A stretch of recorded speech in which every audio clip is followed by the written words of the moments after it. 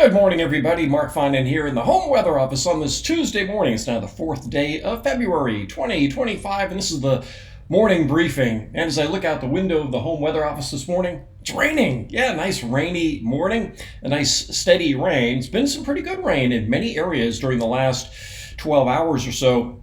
And we have more rain ahead as we head through the rest of today and into tonight.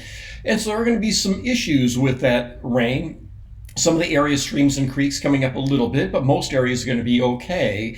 And this is the heaviest rain we're going to see as we go through the next few days. We do expect another system to come through on Thursday. That one will not bring as much rain, but it will bring some pretty good snow. All right, a lot to get through this morning. Got a few things for you. I'm going to start off with how much rain we've seen. This is just the last 24 hours, so this isn't a storm total. And this is as of 8 o'clock this morning. As you can see around the Sacramento area, we're pushing up to 3/4 of an inch of rain to an inch of rain. So that's much better than what we had back on Friday and Saturday.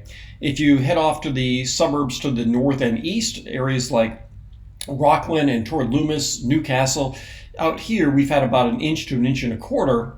Along Highway 50 in Placerville, about an inch of rain. Pollock Pines, about the same. Toward Georgetown, about an inch and a quarter to an inch and a half. Then you go north of Interstate 80. And these, again, are 24-hour totals. These are the areas that also had rain going throughout much of the day yesterday. But as you can see, once again, in the Feather River Basin, in the last 24 hours, a lot of reports here over 3, 4, I think that should be 4 trees right there. Now it's Brush Creek, 5 inches of rain, 5.67 in 24 hours. And of course, all of that goes down into Lake Oroville. So let's talk a little bit about Lake Oroville. They opened the spillway yesterday. And so here's the data coming off of Lake Oroville. The inflow right now is up over 60,000 CFS. As I mentioned yesterday, we've seen this go up over a couple hundred in some of our extreme events. So we still have a lot of water coming in, and that's going to continue over the next couple of days. But they did open the spillway yesterday around noontime, and now they're letting about 30,000 CFS out. So 30 is going out, but about 60 is coming in. So yeah, the lake is still going up, which is going up at a slower rate. And this is normal operation, and 30,000 down the channel and then down the Feather River is quite.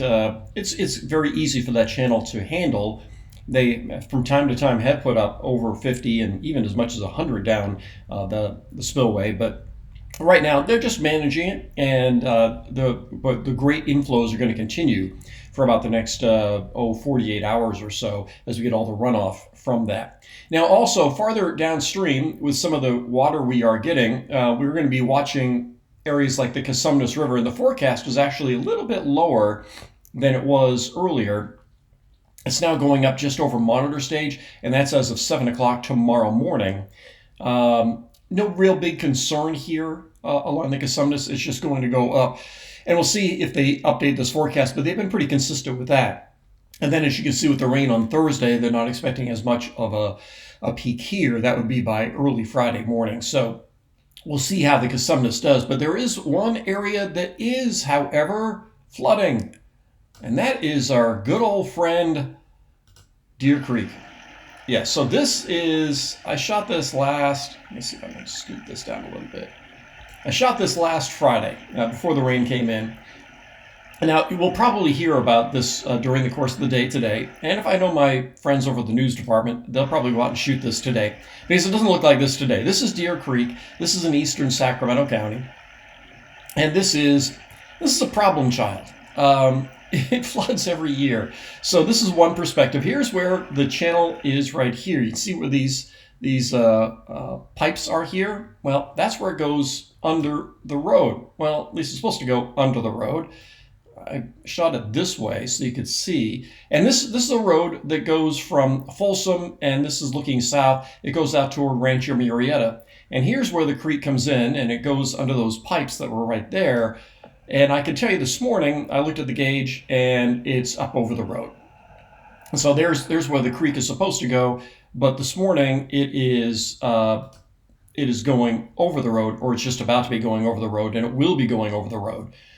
So many people drive through this and this road is becoming more and more popular, especially as Folsom continues its build out to the south. So people will drive through this when it gets really high, when this water can be more than a foot deep over this road. That's when people, especially in smaller cars, they start to float, and then they go into there's a barbed wire fence here. There's a barbed wire fence here, and the cars tend to float. So not a good idea. So this road is flooding now and will likely flood, and I'm guessing our friends in the news departments will go out there and shoot this later on today.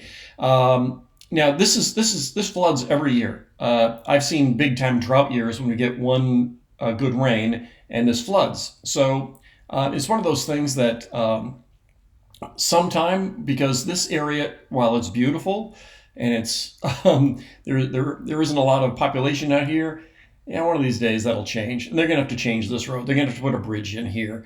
But this is eastern Sacramento County. Like I said, it's a problem child, and one of these days they're going to have to fix this. But that's going to flood today. So if you're going to use Scott Road, just keep in mind there is already water going over it, and it runs parallel with the Cosumnes. And so while we're going to see the Cosumnes basically stay within its channel, Deer Creek does not do that. All right, let's take a look at what's going to be happening during the course of the day today. Right now we have the rain spilling in, but here's the best part of the wave back in here. And as this goes by, we are going to see the rain get enhanced as we go through the day today. And as that goes by, we're also going to see the wind pick up later on. So let's see, I got a lot of windows open here. Let's see if I've got the right one. Yep, this is the HRRR. So this is around noontime today. And here's the beginning of that wave, the gradient starting to pick up. So the wind will pick up this afternoon. And as we head toward 4 o'clock this afternoon, just a messy evening commute. Windy, rainy. And as we head through tonight, the snow level will drop a little bit. This is around 8 o'clock this evening. The back edge of the rain starting to slide through. And then later on tonight, around 9, 10 o'clock, depending on where you are, the rain will be ending. And then there may be some lingering showers. This is Wednesday morning at 7 a.m. But Wednesday is going to be a day of clearing. And as you can see, the rest of the day Wednesday, well, there may be a spotty shower. Most of Wednesday is dry with much, much less wind. And then this is the end of this run Thursday morning, showing you the leading edge of this next one. Now, I also wanted to talk a little bit about the wind. Not that one. It must be, that's this one. All right, so this is off the Nam Nest, showing the wind that will be picking up later on today. And as we head through the middle part of the day, this is around noontime, we're starting to see winds in the valley, and this would be from, let's say, Sacramento County to the east. So it's the eastern part of the valley. So let's say I-5 to the east, where you see the strongest winds, and into the lower foothills. Let's say between I-5 and Highway 49 is where you'll see the strongest winds for the lower elevations. That'll be gusting 40, maybe 45, and stronger winds, of course, along the crest of the Sierra. Let's go to about 4 o'clock, 5 o'clock this afternoon. Still windy, and it's that wind out of the south and southeast. A rather classic wind for us as a storm comes through. And so for the evening commute, it is rainy and it is windy. Not a good combination for travel, so just take it easy this afternoon. As we head into the evening, you can see a very well-defined line. That wind calms down rather dramatically, and then the wind isn't an issue again. All right, so let's see. Yep. I have so many windows open here. I'm just trying to guess which ones are the right ones. So here's how the NAM shows it. We have the back edge going through, and then Wednesday is basically a dry day. Now let's look at the next one on Thursday. This is Thursday morning. Now, this run is a little bit slower than what we were looking at yesterday. So this is Thursday around 10 a.m. Well, we are expecting rain Thursday. The latest models are slower, meaning that the rain may not be here until late afternoon. So for those of you that work outdoors, you may be able to get all of Wednesday and the first half of Thursday before the rain comes in the afternoon. And look at the snow in the Sierra. This is going to be a good snow producer because the cold air will already be in place. We'll see snow level maybe down to 4,000 feet. And I certainly think we'll see snow down to 4,000 feet on the back edge of this on Thursday night. Maybe even as low as 3,500 feet or 3,000 feet in areas like Plumas County. It'll be higher to the south in places like Tuolumne County, but still even toward Tuolumne County, and in Calaveras County, we may see snow down to 4,000. So Arnold might see some snow. We might even get some snow on the Yosemite Valley for the first time this year. I think Pollock Pines may get some snow. The totals there will be on the lighter side because you'll be on the back edge of it. In other words, you'll start with rain and then switch over to snow. But the higher elevations are going to see a foot and a half out of this. It's going to be a nice dumping of snow. This is Thursday night around 10 p.m. Not a good time to travel in the mountains, and that'll be true again on Friday morning. Because of the slower timing, we were thinking that Friday would be a dry day. Because of the slower timing, Friday may be a day we start with rain and then it clears out. But also Friday morning, heading into the mountains, yeah, that's not going to be good. There's going to be chain controls, really slow travel. That'll get better as we go through the day. This is Friday afternoon with the snow beginning to taper. Let's take a look at the precipitation total, no, not total, 24-hour snow accumulation. So this is the way the NAM shows the snow. And as I scroll over this, you'll see 14, 15, 16. So that's nice. And the resorts will do better than that. Elevations above 8,000 feet or even 7,500 feet, we'll see, a foot and a half plus. But as you come down the hill, we'll even see some snow. Like I said, maybe 6 inches of snow, perhaps in a place like Pollock Pines. That's the wind. All right, this is the GFS. So this will go farther out in time. I want to see if this one agrees with that slower timing.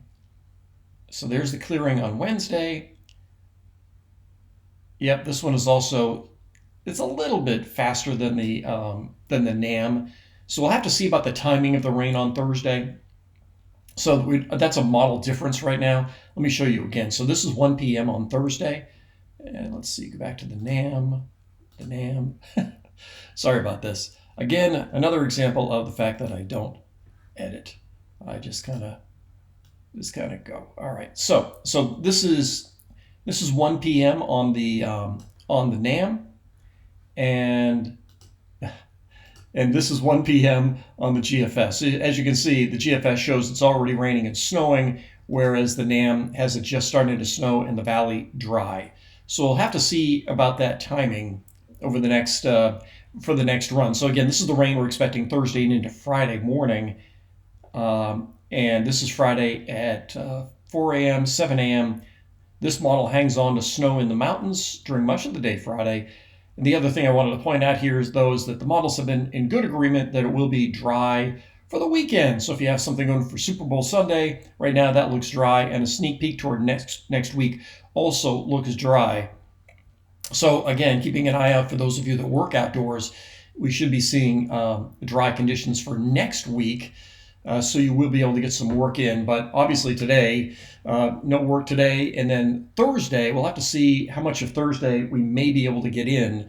But depending on if the rain starts around 1 p.m. or if it starts around 5 p.m. We'll have to see about that on Thursday. Thursday's rain, not as heavy for the valley, maybe half an inch of rain, maybe 3/4, a little bit more obviously in the foothills. But I think Thursday into early Friday is going to be a really good snow producer.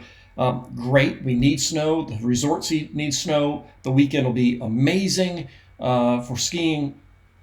I know it's not much of a secret anymore, but it used to be a nice, well-kept secret that one of the best days to ski was Super Bowl Sunday, because nobody wants to ski on that Sunday for some reason. But you can usually get in, most of the day and still get back by the time the game starts for many people. So yeah.